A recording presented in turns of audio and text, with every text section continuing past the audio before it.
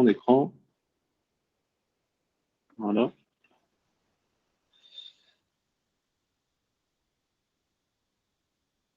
Écran 1. Est-ce que vous arrivez à voir là? Oui. Oui, parfait. Ok, super. Bah, merci, merci à tous. Merci à toi, Mazloum, gros bis de m'accueillir là. Alors aujourd'hui, donc j'ai choisi un sujet qui pourrait peut-être intéresser certains d'entre vous. Il s'agit en fait de comment déployer et passer à l'échelle des modèles de machine learning en prod en utilisant une solution open source. C'est pas en fait, c'est pas un produit payant, c'est une solution open source qui s'appelle BentoML. Alors, je ne sais pas parmi vous qui a l'habitude de travailler avec des modèles de machine learning en prod ou avec des data scientists. Voilà, l'idée du talk, il sera autour de ça. On va pas trop rentrer dans les détails machine learning et création de modèles. C'est plus sur le côté déploiement et serving. Alors, rapidement, en quelques mots, moi je suis freelance data scientist. J'ai commencé cette expérience en freelance il y a à peu près 9 mois, donc Servier étant ma première mission. Avant, j'ai travaillé dans le conseil en data science, en startup, en tech, toujours autour de sujets ML, ML en prod, MLOps plus récemment, et à la base des sujets pure data science vers les années 2016-2019. Et ensuite, j'ai basculé progressivement sur le côté dev, mais appliqué à la data science. Donc voilà, je m'intéresse particulièrement au sujet NLP, c'est tout ce qui traite du langage naturel, c'est comment on analyse en gros des grosses volumétries de texte pour faire beaucoup de choses. Et d'ailleurs, c'est la mission sur laquelle je travaille chez Servier. Donc j'écris des choses aussi sur Medium, je peux vous envoyer les slides, vous avez les liens si ça vous intéresse après. Alors là, rapidement, qu'est-ce que je pense couvrir dans ce talk? Donc là, on va parler de ML en prod et d'API. Ensuite, je vais vous présenter BentoML en tant que solution de serving de modèles en prod. Après, on va parcourir quelques features qui sont liées au ML. Après, on fera une petite démo de comment on peut servir une API avec BentoML sur Lambda, donc pour avoir une API serverless qui permet d'anonymiser du texte. Et voilà, on parcourra quelques ressources après. Donc les slides sont en anglais, parce que c'est issu d'une autre présentation. Alors, juste avant de démarrer le talk, j'ai ajouté cette slide de terminologie pour certains qui sont peut-être pas familiers avec le machine learning. Donc là, quand on parlera de modèle, un modèle en machine learning, c'est une fonction qui est paramétrée par des poids. Donc, comme quand on parle d'une régression linéaire, c'est AX plus B, donc les poids, c'est A et B. Seulement, quand on traite des modèles de machine learning, par exemple de gros réseaux de neurones, là, on est à l'ordre de millions de paramètres. Juste pour vous donner en fait un ordre de grandeur. Le modèle training, donc on n'abordera pas ça au cours de cette présentation. Donc ça, cette phase, c'est le process par lequel passe le modèle quand ses poids sont, on dit appris, mais en fait, en réalité, ils sont ajustés dans une itération qui permet de minimiser une certaine fonction de coût liée au modèle. Donc là, en fait, le modèle, par exemple, une régression linéaire, elle essaie de minimiser en fait une certaine erreur. Et en fait, en fonction de cette minimisation, les poids associés à la régression linéaire sont ajustés ou optimisés. Et plus généralement, quand on parle de réseau de neurones, les mêmes principes s'appliquent et on parle de training. C'est le training in a nutshell.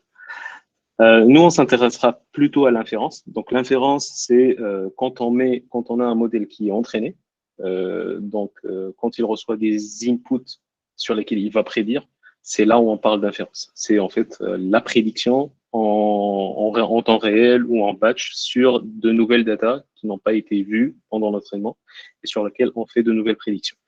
Alors, pour vous donner quelques use cases, des modèles de ML en prod chez les clients, ça peut être, par exemple, des modèles de forecast qui suivent, par exemple, qui prédisent, par exemple, les stocks, qui prédisent, par exemple, la consommation électrique. Ça peut être des modèles de NLP, de traitement de langage naturel, qui qui classifie par exemple du texte dans des catégories pour faire de l'analyse de sentiments ou de l'analyse de news ou de topics.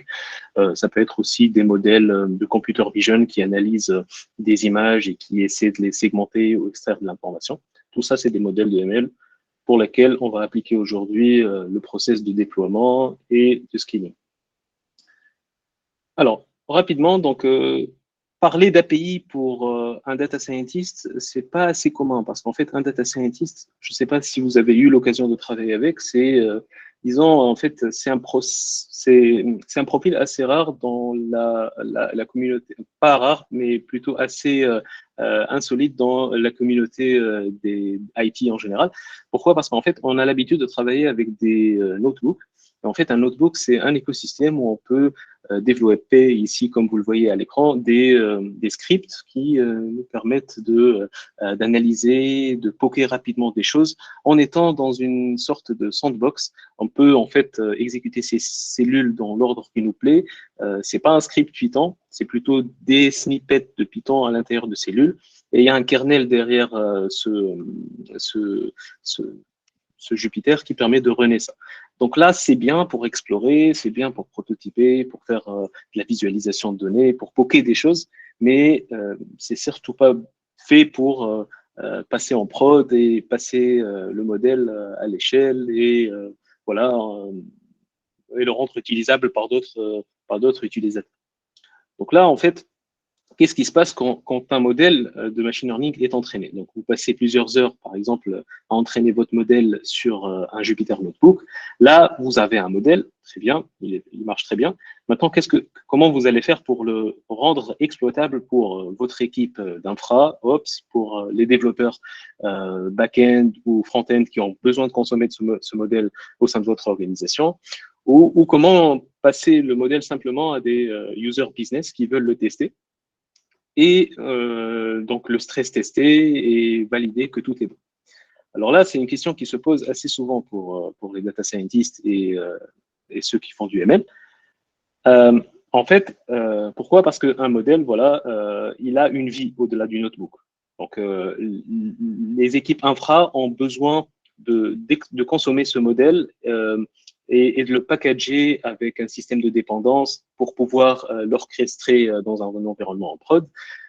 Les DevOps, par exemple, ont besoin de savoir combien ce modèle consomme de ressources, que ce soit CPU, RAM, mais aussi GPU. Les product owners, les teams ont besoin d'accéder à ce modèle, comme j'ai dit, pour pouvoir le tester. Et du coup, quand ce modèle est déployé, il doit accepter plusieurs requêtes concurrentes, il doit pouvoir être robuste pour supporter cette charge. Et enfin, les développeurs doivent interagir avec ce modèle pour pouvoir le consommer et l'intégrer dans leurs produits. Du coup, on doit avoir une certaine API avec un contrat, avec des routes qui sont bien définies, avec une documentation de la validation d'input, etc. Toutes ces choses-là qui doivent se greffer sur ce modèle pour ajouter en fait une forme d'interopérabilité entre le monde data science et machine learning et le monde IT que nous connaissons tous. Alors, donc là, si on essaye de résumer en fait ces requirements. Alors, j'ai splitté ça en deux grosses parties. En tant que data scientist, quand vous développez un modèle de machine learning, vous avez vos requirements à vous. Vous voulez, par exemple, pouvoir utiliser n'importe quel framework de machine learning. Je passe, vous en connaissez peut-être quelques-uns, et on parle de PyTorch, TensorFlow, de Google, etc. On veut que le modèle supporte, par exemple, le micro-batching. Le micro-batching, c'est quand on envoie plusieurs inputs dans le modèle, c'est avoir la capacité de prédire sur ce batch. Parce qu'en fait, en machine learning, on veut en général envoyer beaucoup d'inputs d'un coup et recevoir des prédictions par batch que d'envoyer des points individuels et de recevoir l'information de manière séquentielle. On veut aussi que le modèle soit parallélisé au maximum et qu'on ait un throughput élevé. Et on veut avoir également la capacité d'accélérer l'inférence par GPU si on traite des modèles assez lourds, par exemple des modèles de deep learning. Donc ça, c'est pour les data scientists. Après, en ce qui concerne les collègues DevOps, MLOps ou autres, on a besoin que le modèle soit packagé dans un environnement qui est dans une image qui est reproductible et runable, quel que soit l'infra, quel que soit l'environnement. On a besoin de traquer les dépendances du modèle. On a besoin que les API soient documentées. On veut du monitoring sur le modèle. On veut pouvoir débugger facilement avec un système de logging metrics.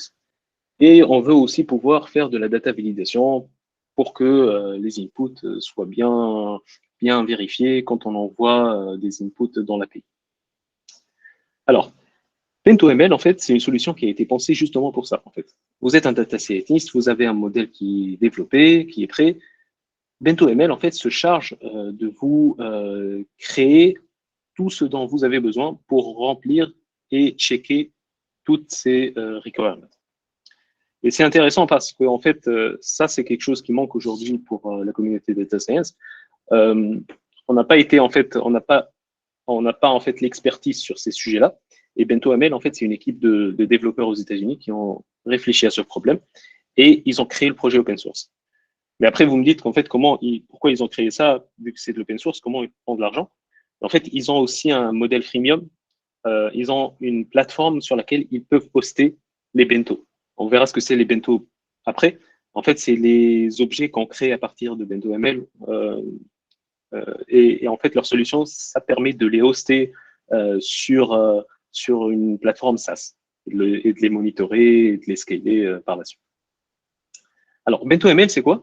En fait, BentoML, c'est, comme je l'ai dit, en fait, c'est une solution open source qui va simplifier le serving de modèles en prod. Donc, le serving, simplement, c'est, vous avez un modèle, un binaire, un modèle qui fait, par exemple, 500 mégas. Le modèle serving, c'est le transformer en API. Ça peut être FastAPI, Flask ou Django, peu importe. Mais voilà, ça permet de l'APIser. Et ensuite, ça gère aussi son déploiement. Son déploiement, peu importe en fait l'infra, peu importe le cloud derrière, peu importe le service du cloud. Ça peut être GCP Cloud Run, ça peut être AWS EC2, AWS Lambda, ça peut être Heroku par exemple. Voilà, c'est assez agnostique. En tout cas, ils essaient de le faire et ils ajoutent des services au fur et à mesure. Donc là, c'est voilà, c'est le principal, c'est la principale promesse. Ensuite, qu'est-ce qu'ils font derrière? En fait, ils packagent tout dans un format de distribution. En fait, si on veut faire l'analogie avec des outils qu'on connaît, BentoML, c'est un peu le Docker du machine learning. Et on va voir pourquoi après, en fait.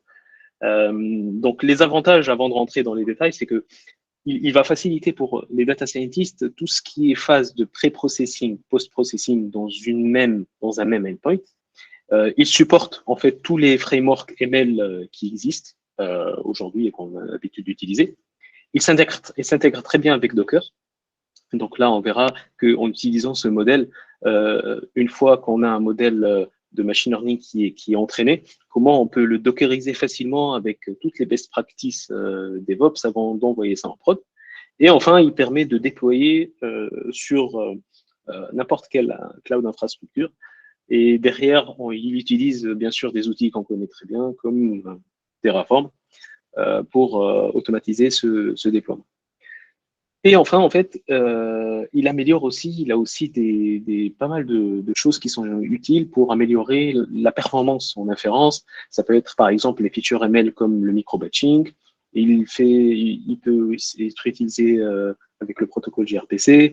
Voilà, il y a pas mal de choses qui sont assez sympas.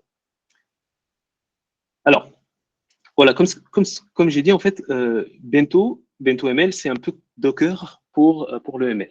Et en fait, je pense que ce schéma résume ça très bien, parce qu'en fait, BentoML, il permet de créer des bento. Et un bento, c'est alors initialement un bento, c'est un plat asiatique en fait où on a un plat compartimenté où on a pas mal de choses assez sympas à manger. Et là, bento, c'est une analogie avec ça. C'est en fait une archive qui est compartimentée et qui contient pas mal de choses qui sont nécessaires à un projet de ML. Il contient par exemple en fait toutes les dépendances d'un projet ML. Ça peut être en fait les packages de deep learning, Transformer par exemple, PyTorch, TensorFlow. Donc ça, tout ça c'est listé dans des requirements. Il contient bien sûr le code source de l'application, la définition des routes API. Il contient des images Docker les artefacts du modèle, ça peut être par exemple les poids du modèle, ça peut être par exemple des fichiers dont le modèle a besoin pour runner en prod, etc. Et tout ça, c'est packagé dans une archive. Alors, ensuite, pourquoi un bento, c'est un format de distribution qui est intéressant? Parce que, en fait, quand vous avez un bento qui est buildé, vous pouvez utiliser un package avec BentoML qui s'appelle BentoCDL, qui va vous permettre de prendre cette archive-là et boum, de la déployer directement sur le cloud qui vous intéresse et d'en sortir une API. Donc là, c'est une solution pour déployer et c'est celle qu'on recommande. La deuxième solution, c'est que si vous avez un bento qui est déjà buildé, vous pouvez le containeriser avec la commande BentoML containerize. Ça vous fait une Docker image et après, vous en faites ce que vous voulez. Vous la balancez sur un cube, vous la déployez vous-même à la main dans le cloud qui vous intéresse et vous avez aussi à la fin votre API. Donc là, en fait, cette solution-là, elle est intéressante parce qu'elle permet en fait de streamliner le déploiement, peu importe la cloud infrastructure. Et vous allez voir, c'est assez impressionnant à quel point ils ont facilité le process. En 3 à 5 commandes, on arrive à avoir un endpoint qui est prêt, qui est requêtable et qui est déployé. Alors, donc là, en fait, je vous ai parlé de Bento, mais je ne vous ai pas montré du code et je pense qu'on est un peu pour ça aujourd'hui. Alors, je vais vous en fait donner les exemples par lesquels on passe quand on utilise BentoML.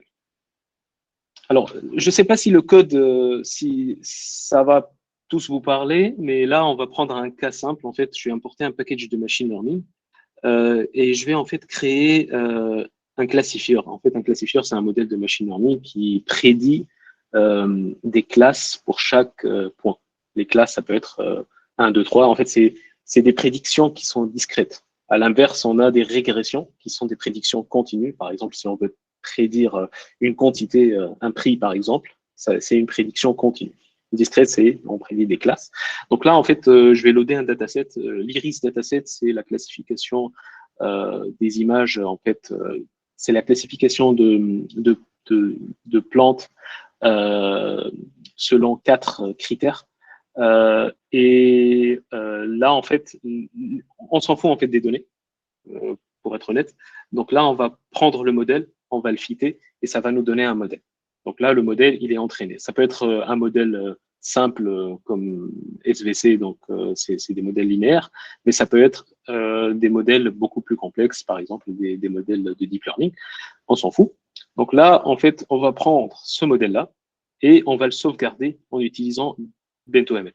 Alors, BentoML, en fait, se plug à scikit-learn, qui est en fait le package que j'utilise ici.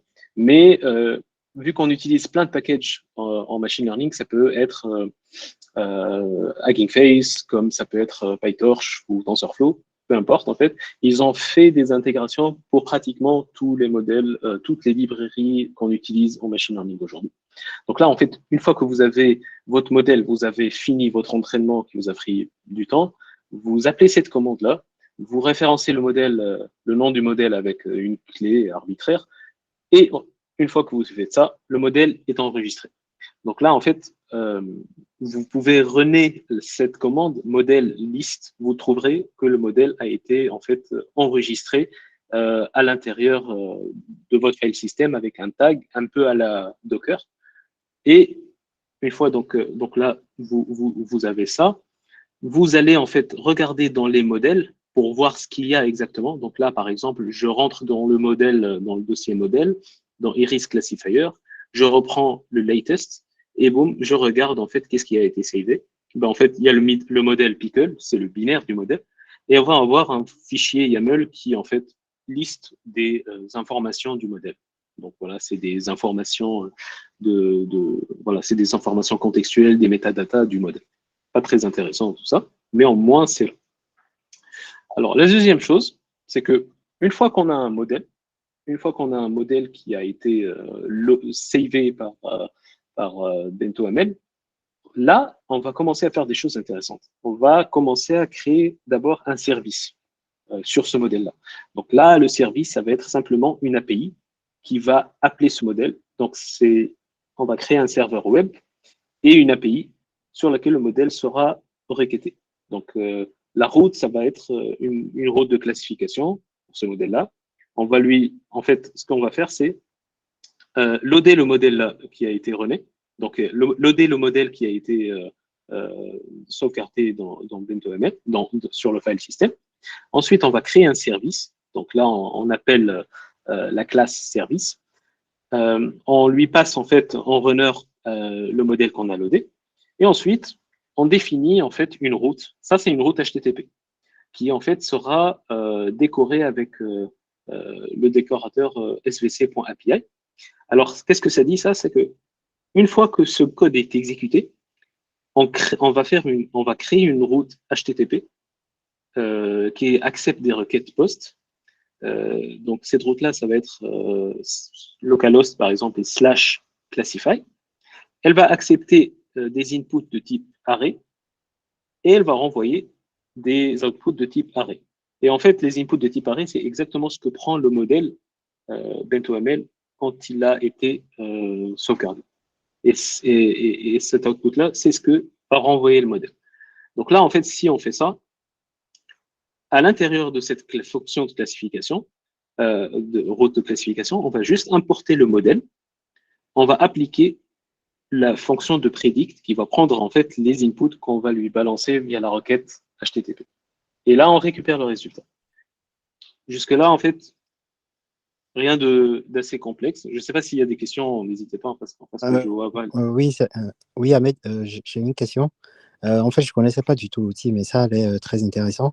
Mais par exemple, dans la fonction Classify, tu peux mettre tout ce que tu veux comme pré-processing et Exactement. après récupérer ton Voilà. résultat. Okay. Exactement.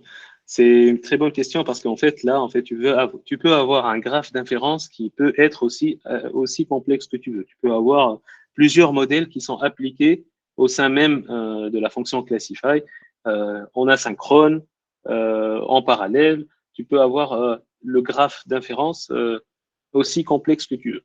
Là, en fait, j'ai donné le cas le plus simple, mais effectivement, là où c'est intéressant, c'est de pouvoir, au sein d'une même route, pouvoir faire du post-processing, du pré-processing et appeler plusieurs modèles en parallèle. Et là, j'ai commencé par un truc simple. D'accord, ok. Ça marche. Donc là, en fait, une fois qu'on run ce script, via en fait cette commande serve service .svc reload, ça nous ouvre une connexion HTTP, un serveur HTTP en local sur le port 3000. Et en fait, une fois qu'on a ça, on peut requêter en fait l'endpoint. Alors, on peut le requêter simplement en prenant par exemple l'API request de Python. On passe la route. Ensuite, on passe des headers et on passe l'input. L'input, donc, c'est une liste de listes, c'est un array. Peu importe, en fait, ça peut être n'importe quoi. Et là, on reçoit, en fait, la prédiction. On peut aussi se connecter à Swagger. En fait, c'est une interface aussi sur laquelle on peut aller checker la documentation et tester directement depuis le browser. On va sur la route, l'API, on met le même output et on a les résultats. C'est assez utile pour débugger ce que fait le modèle. Ça ressemble à du Fastify. C'est ça, c'est Swagger derrière, c'est ce qui permet de visualiser. Alors, donc là, une fois qu'on a fait notre service, que ça marche bien et tout, là, en fait, on va builder le bento. Et là, c'est maintenant que je vais montrer, en fait, qu'est-ce que c'est un bento concrètement. Alors, là, en fait, pour builder un bento, on doit définir, en fait, un file qui s'appelle bentofile.yml.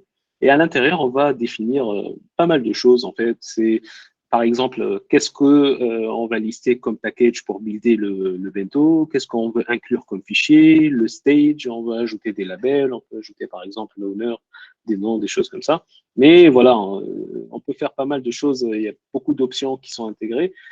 Une fois qu'on build un bento, on a en fait ce message qui s'affiche à l'écran et on peut aller checker rapidement qu'est-ce qui a été créé. Alors, si on fait cette commande-là, on va regarder bentoml list, on va voir qu'il y a un dossier qui a été créé, c'est Iris Classifier. Et en fait, à l'intérieur, si on ouvre pour voir ce que c'est, on va voir cette archive-là Et en fait, cette archive, elle va contenir l'API, le Dockerfile, les fichiers Python qui ont servi à créer le modèle en question qui a été pickleisé, la source du modèle, les fichiers sources, le bento YAML, etc. Donc tout ça, ça a été packagé dans cette même archive. Et c'est en fait ça, c'est ça le bento. Alors, maintenant, ce bento-là, il n'est pas très utile tel qu'il apparaît à l'écran pour déployer en prod. C'est normal parce qu'on n'en a rien fait pour le moment. Il faut l'exploiter pour le rendre quelque chose qu'on connaît, qu'on sait manipuler, comme des Docker images, par exemple. Et c'est l'intérêt justement de la commande qui suit, c'est que une fois que vous avez buildé votre bento, la commande suivante, c'est voilà, bento ML, containerize, Iris Classifier. Iris Classifier, c'est vraiment le nom, c'est le nom du bento qui a été créé dans l'étape précédente. Et une fois que vous avez lancé cette commande, ben, vous pouvez checker à l'écran. C'est des, voilà, c'est des choses qu'on connaît à vue d'œil à peu près, c'est des logs Docker. Et là, quand on voit à l'écran, voilà, successfully built Docker image for Iris Classifier with the stack. Et là, en fait, une fois que vous avez cette image Docker, vous pouvez en faire ce que vous voulez. Vous pouvez la prendre, la déployer sur Amazon et la requêter selon la route que vous avez définie. Donc là, si je check les images, je vais trouver en fait l'image Iris Classifier qui est là, et je peux la runner directement avec cette commande. Je porte forward et j'ajoute quelques options, et ça me permet de runner en local avec un port forward le web server sur lequel je peux aller aussi requêter, comme je l'ai fait tout à l'heure, depuis l'interface ou depuis Docker. Jusque-là, c'est très bien. Voilà, c'est assez simple. Maintenant, si on veut déployer ce bento sur un environnement, sur un cloud en particulier, on a trois choix. Alors, le premier, c'est voilà, générer une Docker image comme on l'a fait maintenant, et ensuite gérer à la main son déploiement et son orchestration sur le cloud. La deuxième solution, c'est d'utiliser BentoCTL, qui est en fait une librairie développée aussi par les équipes BentoML pour le déploiement. C'est assez rapide et simple à utiliser. Ou bien utiliser Yatai, qui est en fait le Model Deployment at Scale on Kubernetes, qui est en fait la solution SaaS développée par l'équipe BentoML, qui permet en gros, une fois que vous avez des bentos qui sont buildés, de les envoyer sur cette plateforme. Et cette plateforme-là, elle gère le scaling, le déploiement en prod, le monitoring, tout plein de trucs. Et pour les gérer, leur cycle de vie après le développement local. Voilà, nous, on va prendre cette deuxième solution parce que cette solution-là, elle est encore accessible à des bêta-testeurs. Et cette solution-là, elle nous intéresse moins aujourd'hui. Donc, on va regarder BentoCTL et on regardera ça plutôt en démo vers la fin. Alors, BentoML, en fait, là, je vous ai montré un exemple simple, mais il va en fait gérer plein de cas qui sont complexes et qui sont très propres au machine learning. En fait, le machine learning, en général, quand on gère des modèles en prod, on a pas mal de contraintes. Et l'une des principales problématiques quand on fait l'inférence en prod, c'est la difficulté à gérer par des solutions classiques comme FastAPI ou Flask les batching, en fait, le micro-batching. Le micro-batching, comme je vous l'ai expliqué tout à l'heure, c'est comment on peut grouper dynamiquement des prédictions en temps réel et en fait les passer par batch dans le modèle. En fait, ce qu'il faut savoir, c'est qu'en machine learning, les modèles, en général, ils aiment beaucoup recevoir des inputs en batch. Ils sont plus performants à exécuter des prédictions par batch que des prédictions ponctuelles et individuelles. Pourquoi? Parce qu'en fait, derrière des modèles de réseau de neurones, par exemple, c'est des modèles qui font des multiplications de matrices. Et pour pouvoir s'exécuter de manière efficace sur des GPU, ils ont besoin d'avoir en input de grosses volumes de matrices, ça s'appelle des tenseurs, pour pouvoir aller vite.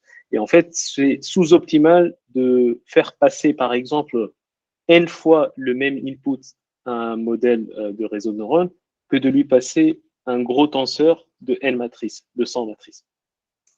Et en fait, le micro-batching, justement, le corollaire de ça, c'est que ça améliore la performance de l'app et ça augmente le débit des données ou le throughput par lequel passe ce modèle. Alors, ce qu'ils ont pensé, en fait, ils ont pensé à une solution qui est assez intéressante, c'est que, imaginez, on veut en fait lancer, on veut batcher 100 requêtes qui viennent en parallèle sur notre modèle.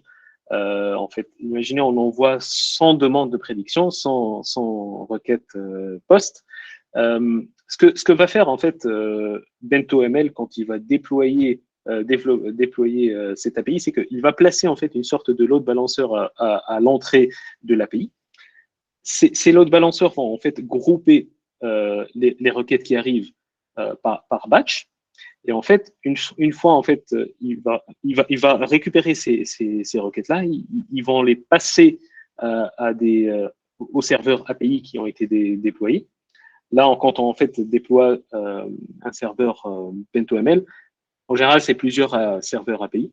Et là, le load balancer va grouper ces requêtes par batch pour chaque API.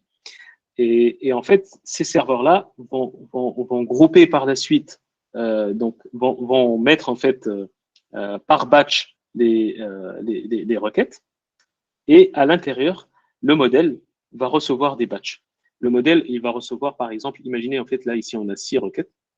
Le modèle, le load balancer, il va en donner 6, 2 et 2 par exemple ici. On a 5, pardon, donc 2 et 1. Et ensuite, là, en fait, le serveur API va router ses batchs, en fait, va router ces requêtes dans des batchs à l'intérieur de ce bloc-là.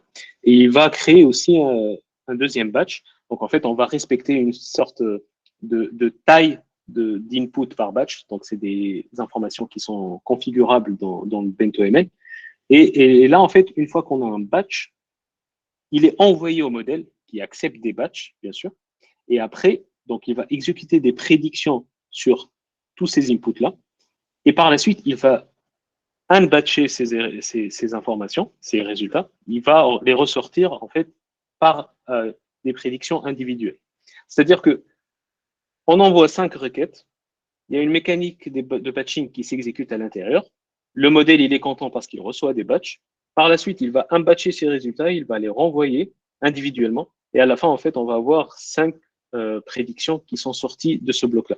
Donc, en fait, pour l'utilisateur final, c'est transparent. Il a l'impression que le modèle a exécuté ces requêtes une par une, alors qu'en réalité, il y a un système de batching qui est plus intelligent qui n'apparaît à l'écran, qui en fait groupe ces informations par batch, qui fait en fait une moulinette interne, qui fait des prédictions et qui les renvoie après. Donc c'est transparent, mais en fait cette logique, pouvoir l'implémenter dans des solutions comme FastAPI est plus compliquée. Donc ça c'est pour moi. Juste Ahmed, par rapport à ça, combien, en fait, est-ce que tu as déjà testé au niveau des performances, combien de requêtes il arrive à gérer ou bien il peut gérer toutes sortes de requêtes? Enfin, le nombre de requêtes qu'il faut envoyer. Tu peux là j'avais testé sur un modèle d'analyse d'entités nommées, d'extraction d'entités nommées, un modèle NLP. Bon, on pouvait lui envoyer de l'ordre. J'ai testé en envoyant de l'ordre de 100 à 1000 requêtes. Ça répondait très bien. Ah, ça répondait très bien. Ouais, parce que Ouais. moi, j'ai eu cette problématique avec du Vertex sous GCP. Ouais. Et juste après les endpoints, c'était du Spark qui était utilisé par des équipes pour requêter le modèle, mais ça ne supportait pas du tout la charge avec de latence. D'accord. Bah, en fait, c'est des choses à fine-tuner au niveau du BentoML, Bento D'accord. file. En fait, il y a un trade-off à prendre quand on fait du batching, c'est la taille du batch. Il ne faut pas que ça soit non plus assez élevé parce que en fait, tu peux avoir de la latence quelque part, forcément. Donc, c'est un paramètre à ajuster. D'accord, mais tout dépendra aussi du serveur sur lequel il est déployé, de l'environnement sur lequel il est déployé. Oui, tout à Ok, fait. Et selon aussi ce que tu utilises comme hardware pour accélérer ton inférence. ok, ouais. Alors, bah justement, en fait, justement, pour activer le batching sur un modèle, en fait, c'est simple. Quand on save un modèle en utilisant, par exemple, PyTorch ou scikit-learn ou autre, il y a en fait une signature à adapter au niveau du save modèle. C'est ce paramètre-là. Alors, deuxième chose, c'est que avec Bento.ml, on peut en fait créer de l'inférence asynchrone. Imaginez par exemple, on peut avoir en fait plusieurs modèles qui s'exécutent en parallèle au sein d'une même fonction, au sein du même endpoint. Et là, c'est assez simple de le faire dans Bento.ml. Là, je vais prendre un exemple. En fait, je vais prendre un input texte et c'est ce qui va être envoyé au modèle de prédiction. Et pour cet input texte, je vais le passer dans trois modèles de texte génération en parallèle. Alors, ces modèles-là, c'est un peu des modèles un peu comme ChatGPT, en fait. On leur donne un prompt, un texte, et ils sont capables de générer la suite. Donc, ce qu'on va faire, c'est, on va prendre trois modèles en parallèle, on va leur faire bouffer en fait ce input texte. Ces modèles-là, ils vont s'exécuter donc de manière asynchrone, et par la suite, on va récupérer les trois sorties de ces modèles-là, on va les passer dans un deuxième modèle de texte en fait qui va pouvoir classifier en fait dans quelle catégorie tombe chacun de ces textes. Et à la fin, on va mettre ça dans un joli output JSON et consommer ça en sortie. Alors là, on ne va pas trop s'intéresser à ce qu'il y a à l'intérieur du modèle, mais plutôt à comment on orchestre ça. Alors, je vais loader les quatre modèles, donc les trois modèles de génération et le modèle qui permet de classifier par la suite. Je vais créer un service, comme je l'ai défini tout à l'heure. Je vais en fait passer ces quatre modèles dans l'argument runners. Et enfin, je vais créer mon inférence, ma fonction d'inférence. Donc là, euh, comme je vous l'ai dit tout à l'heure, Classify Generated Text, ça va être une route API qui va être appelée une fois qu'on lui envoie un texte. Et à l'intérieur, ce qu'on va faire d'abord, c'est runner les trois modèles en parallèle de manière asynchrone, comme je vous l'ai montré ici sur ce graphe-là. Et là, c'est pour faire ça, en fait, on doit on va en fait appeler async.io, le package, et à l'intérieur, on va faire un point gather, et à l'intérieur, on va appeler les trois modèles. Les trois modèles, chacun va être appelé avec la méthode async_run. Donc là, il faut voir que donc cette parenthèse-là, elle s'arrête ici. On va appeler trois modèles l'un après l'autre.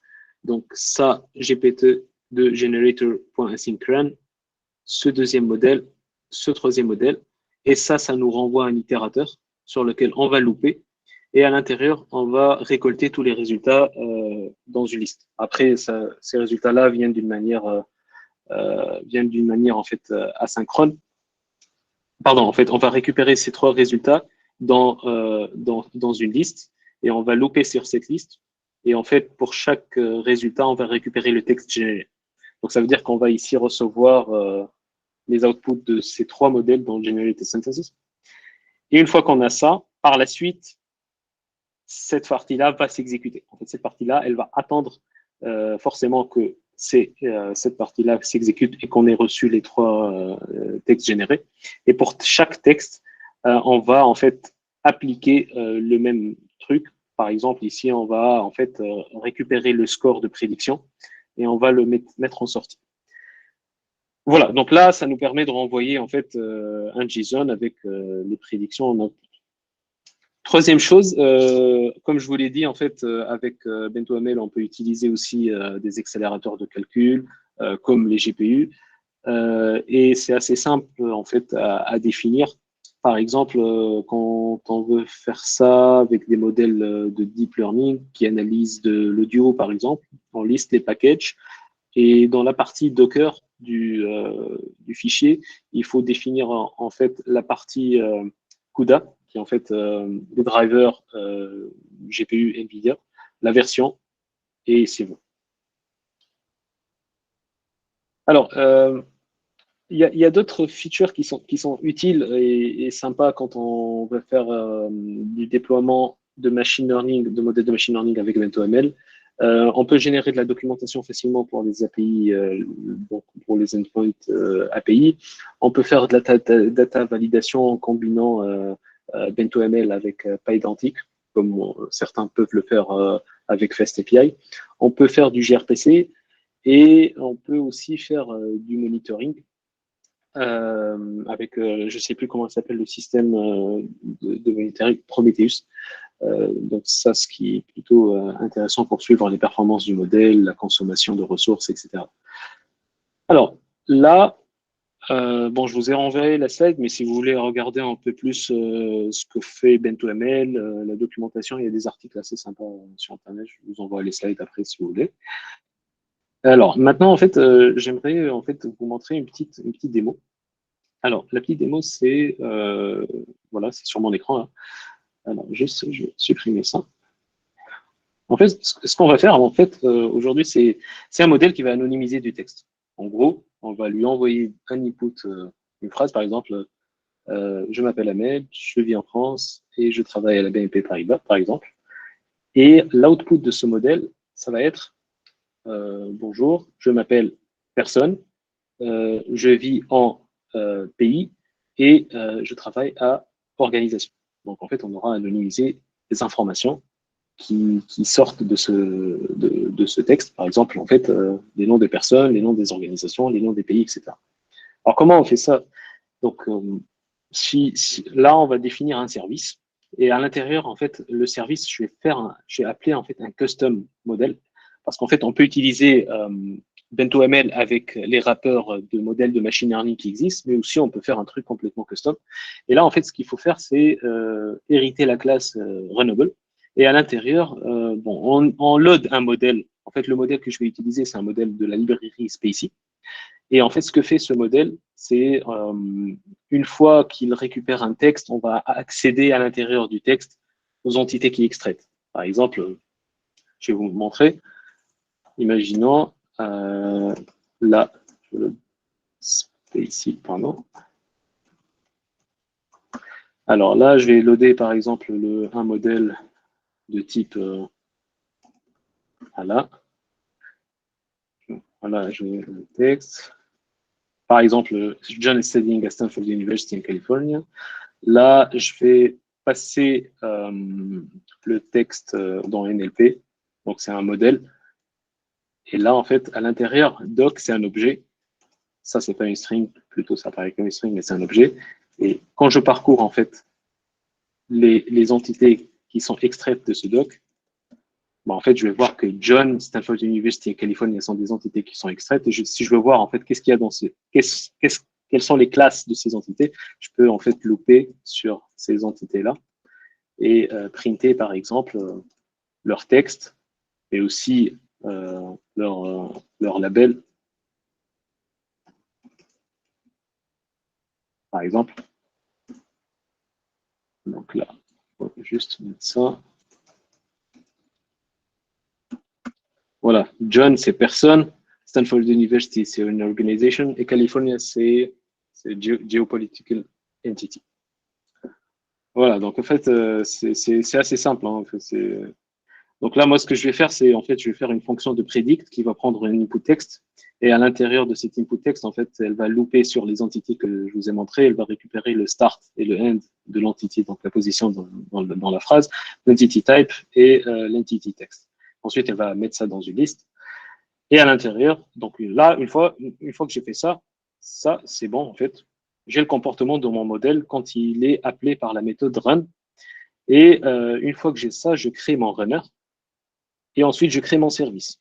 À l'intérieur de service, j'appelle ce runner-là. Et ensuite, je définis ma route. Alors, ma route, qu'est-ce que je veux en fait? C'est anonymize. Donc, je vais créer une route qui porte le nom d'anonymize. Elle va recevoir un input text. À l'intérieur, je vais pouvoir appeler la méthode predict sur l'input text. Donc, voilà, je récupère des entités. Ensuite, je vais initialiser une variable qui s'appelle anonymize text. Et ensuite, je vais looper sur les entités qui sont extraites. Et à chaque fois que je revois une entité, je vais remplacer en fait le nom de l'entité par le tag avec une balise pour faire joli. Genre, par exemple, si je mets une phrase My name is Ahmed, bah, en fait, ça devient My name is / chevron ouvrant, personne, / chevron fermant. Et je renvoie ça dans un autre user. Alors, une fois que j'ai fait ça, en fait, on peut d'abord tester en local toutes les différentes steps dont on a parlé tout à l'heure. Donc, une fois que j'ai fait mon bento là, je vais définir un bento file. Et en fait, le bento file, c'est justement où je définis en fait ce que je veux inclure comme fichier, les packages, des startup scripts. Voilà, ça c'est pas intéressant. Donc, ce que je vais faire bento ml build, ça va me builder le bento. Là, ça s'exécute, boum, ça se lance, ça me crée le bento. Ensuite, ce que je peux faire, c'est runner le bento en local déjà. Ce que je peux faire, c'est bento ml serve de point reload. Là, ça va m'ouvrir en fait un port, un serveur au port 3000. Je peux ouvrir en fait cette URL-là, j'ai accès à l'API, je peux avoir la documentation de l'API, etc. Et si je vais ici, je vais faire un try it out. Je dis par exemple, my name is Ahmed, I live in France, and I work at BNP Paribas. Si je fais ça, j'exécute. Et là, en fait, je vais avoir, en gros, l'anonymized text, c'est My name is person, I live in GPE, and I work at org. Et là, en fait, on extrait les entités qui sont extraites avec leur position et j'ai le texte en input. Bon, on ne fait pas très compliqué tout ça, mais en fait, c'est juste pour vous donner un exemple. Donc là, je suis satisfait de mon API, ça tourne bien en local. Maintenant, en fait, je veux la dockeriser. Comme je vous ai dit tout à l'heure, BentoML dockerize.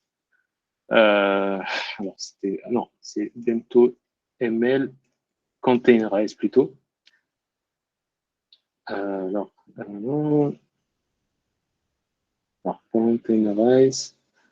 Juste, en fait, comment je l'ai appelé tout à l'heure? BentoML build. Juste, je vais récupérer le nom. Voilà, c'est anonymizer, pardon. Donc là, BentoML build containerize, pardon, anonymizer. Donc là, ça va créer une image Docker pour moi. Normalement, c'est rapide, mais si c'est pas le cas, on passera. Mais en fait, une fois que c'est buildé, l'image, je peux aussi exécuter en fait le web server avec un port forward et ça me permet de runner aussi l'image en local. Alors, ça, normalement, il a fini. Et là, en fait, si je fais la même chose, donc là, j'ai l'image Docker qui est prête. Je vais lancer cette commande-là. Ça va lancer le serveur dans l'image Docker et je vais faire un port forward. Et si je run ça, bah, en fait, ça tourne, mais depuis le port forward. Voilà. Donc là, c'est bon. Maintenant, qu'est-ce qu'on va faire? Maintenant, on va déployer une API qui fait la même chose que ça, mais sur AWS Lambda. Alors, pour faire ça, il faut configurer d'abord un user IAM sur votre machine qui a les droits de créer du Lambda, de faire du CloudWatch et d'écrire sur un bucket. Mais bon, ça, c'est des droits classiques, quoi. Donc là, si je viens sur le repo où j'ai créé ce projet, il faut installer d'abord Bento CTL dont je vous ai parlé tout à l'heure. Ça, c'est déjà fait. Je vais faire un Bento CTL init d'abord pour créer un projet. Donc là, on me demande le name du service que je veux déployer. Je vais l'appeler Anonymizer. On choisit un opérateur. Ça peut être, on peut utiliser différents opérateurs quand on veut déployer un projet, un modèle sur BentoML. Ça peut être AWS Lambda, comme ça peut être AWS EC2, comme ça peut être un truc sur GCP. C'est des opérateurs qu'on qu'on installe. C'est du Terraform derrière. Donc là, j'appelle AWS Lambda. Et ensuite, je vais définir la région. Je vais mettre sur Paris, EU Ouest 3. Je vais mettre un timeout à 10 et je vais mettre la RAM de la Lambda à 2048 mégas. Ensuite, ça va me créer un fichier deployment config YAML. Je fais ça. Voilà. Et ça va me créer des fichiers BentoCTL TFVAR et main.tf. Vous pouvez aller les regarder. En fait, d'abord, le deployment config, c'est ce qui va définir la config de mon déploiement sur Lambda. Donc, l'opérateur name AWS Lambda, la région, le timeout, le memory size, etc. Il va définir les TFVARs. Donc, voilà, deployment name, region, timeout, memory size. Et après, voilà, c'est le fichier main de Terraform. Ensuite, une fois qu'on a fait ça, on va en fait faire un bento CTL build anonymizer -f deployment config. Alors, ce que fait cette commande, c'est qu'elle va builder une image Docker à partir du tag du bento et elle va ensuite l'envoyer sur la registry AWS où elle sera stockée. En fait, cette registry, elle sera utilisée par la suite par la fonction lambda pour le runtime de la fonction lambda. Voilà, en fait, c'est cette partie-là qui est importante. Enfin, c'est cette partie qui prend un peu de temps parce que ça dépend de la latence et de la connexion qu'on a. Mais une fois que c'est lancé, par la suite, on va pouvoir faire un apply. Et une fois que l'apply est fait, on sort avec une API, donc l'URL de la lambda, sur laquelle on peut aller requêter. Donc là, ça met peut-être, je sais pas, une minute peut-être pour s'exécuter. Entre-temps, je sais pas si vous avez des questions. Je pense que le timing est presque bon. Il me reste juste 3 à 4 minutes, je dirais. Mais si vous avez des questions, n'hésitez pas. Petite question de ma part, Ahmed,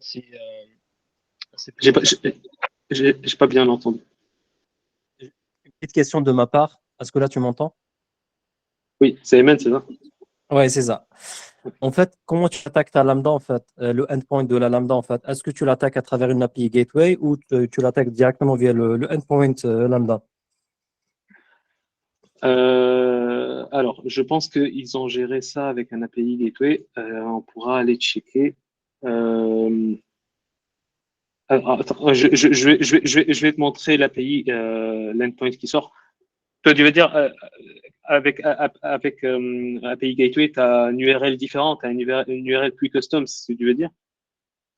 Oui, en fait, avec une API gateway, tu as déjà une URL par défaut. Et après, tu peux rajouter du DNS custom. Ah.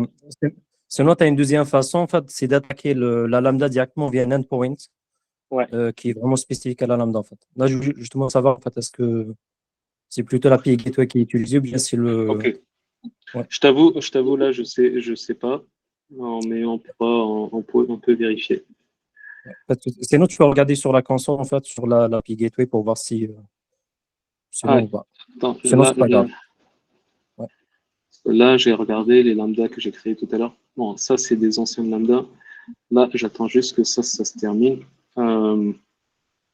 Ouais, en fait, j'ai fait un destroy, donc ça a viré ce qu'il y avait tout à l'heure. Bon, là, il avance, là. Il était là, donc là, il avance. Un loading spacey model. Voilà.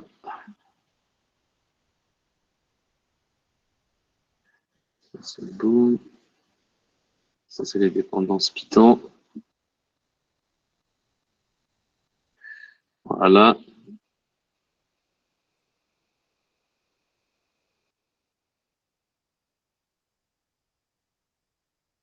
Voilà, c'est bon. OK, donc là, il est en train de les envoyer sur ce repository. En fait, il va créer l'image Docker. Il a balancé ici. Et enfin, il a fini. Et là, en fait, on peut faire un bento CTL apply, deployment config.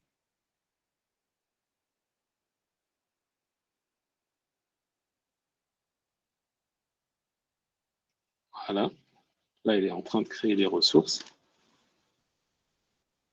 Il crée bien l'API Gateway, je pense. Oui, Oui, elle est là. Elle est là, ouais. Ouais. Ok, très bien.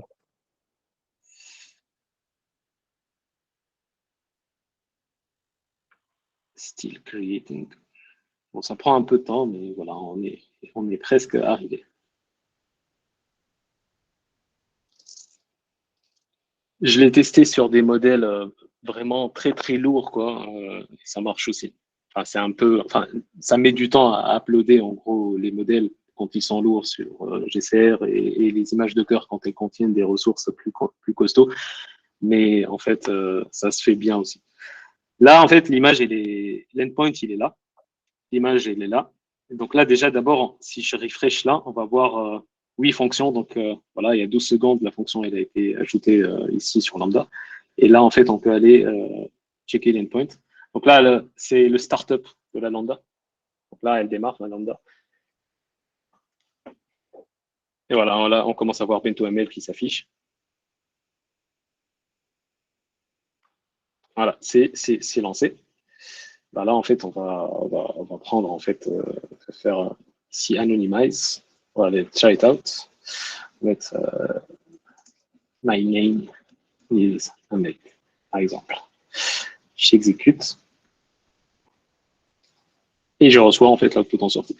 On peut la requêter aussi via request en mettant, en fait, les paramètres dans le header de la requête, mais on peut aussi la requêter via curl ou peu importe le client. Et ça marche aussi bien. Et c'est voilà, c'est serverless, donc c'est encore mieux. Donc là, moi, ce que j'ai fait ici, c'est sur Lambda, mais en fait, j'ai fait aussi un projet. Si ça vous intéresse, en fait, j'ai fait un anonymisateur de vidéos. En gros, toujours avec MentoML. En fait, c'est un projet que j'ai appelé Audiolizer. En gros, ce que fait en fait, je vous montre rapidement. En fait, alors j'envoie un input et en fait l'input ça peut être une image, ça peut être un raw file audio ou un URL YouTube. Et là en fait j'ai un runner là qui va, si c'est un URL YouTube, télécharger la vidéo. Si c'est un raw file, il va envoyer l'audio via une requête HTTP à l'endpoint suivant. Et là, en fait, je vais avoir ici un runner qui va utiliser un modèle d'intelligence artificielle qui fait du speech ou texte, qui va en fait transcrire l'audio en texte. Et là, je vais en fait avoir 3 runners en parallèle qui vont s'exécuter de manière asynchrone. Le premier, il va en fait prendre le texte de l'audio, il va extraire des mots-clés de ce texte. Le deuxième, il va utiliser Spacy que je vous ai montré à l'écran pour extraire des entités nommées, par exemple des noms des personnes, etc. Et je vais utiliser un troisième modèle qui va utiliser un modèle de summarization qui va résumer le texte. Et ce modèle-là, il est assez lourd, il fait à peu près 600 MB et il doit tourner, en fait, enfin, il est lourd quoi, à lancer. Et tous ces résultats-là sont collectés par la suite dans un output JSON. Évidemment, quand on lance ça sur une machine CPU normale, ça rame à mort parce que c'est très lourd. Et en fait, on a besoin d'une machine qui a une GPU provisionnée pour accélérer principalement cette partie-là qui a besoin de GPU. Évidemment, quand on configure tout ça, on peut en fait dire pour chaque runner qu'est-ce que je veux qu'il utilise une GPU ou pas. Et c'est ce que j'ai fait pour celui-là.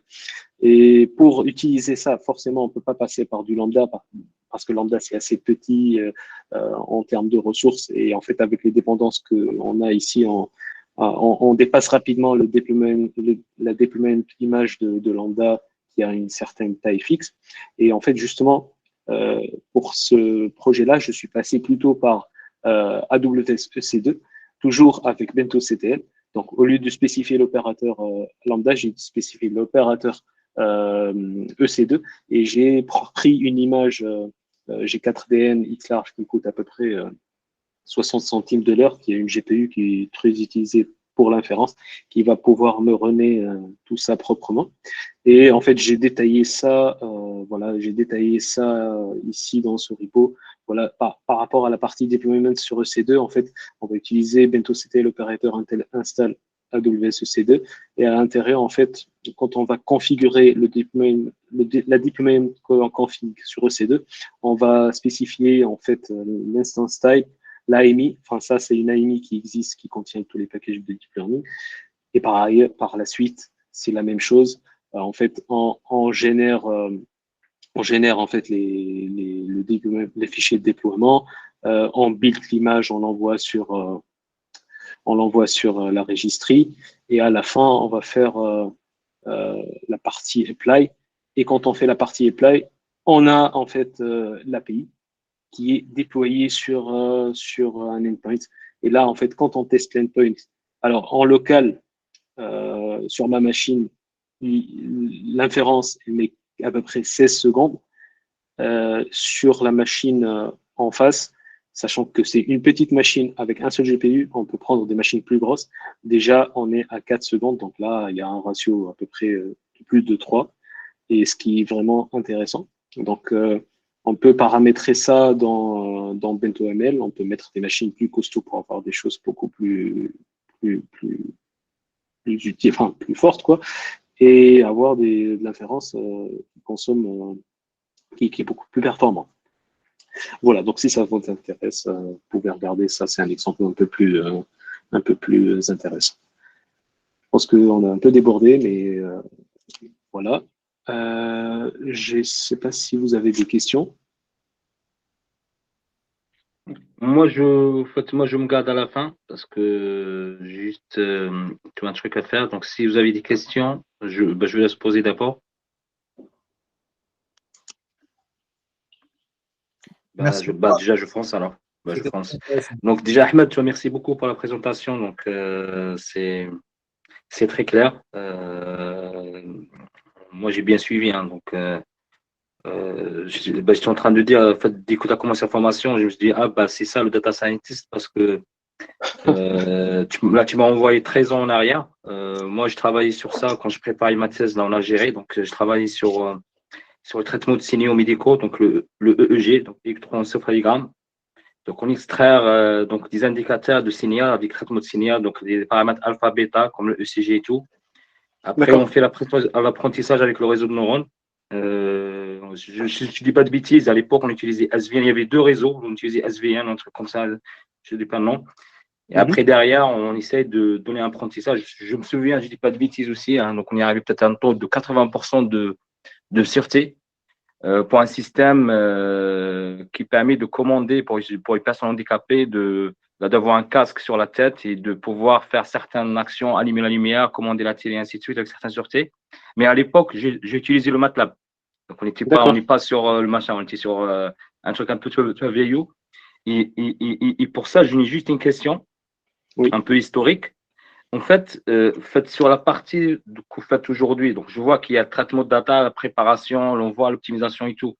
Mais sur les algorithmes qui font un petit peu l'apprentissage, est-ce que, en tant que data scientist, il y a un travail sur cette partie-là, ou bien vous travaillez juste sur la préparation de données, l'implémentation et envoyer ces data à l'algorithme pour que lui puisse faire l'apprentissage?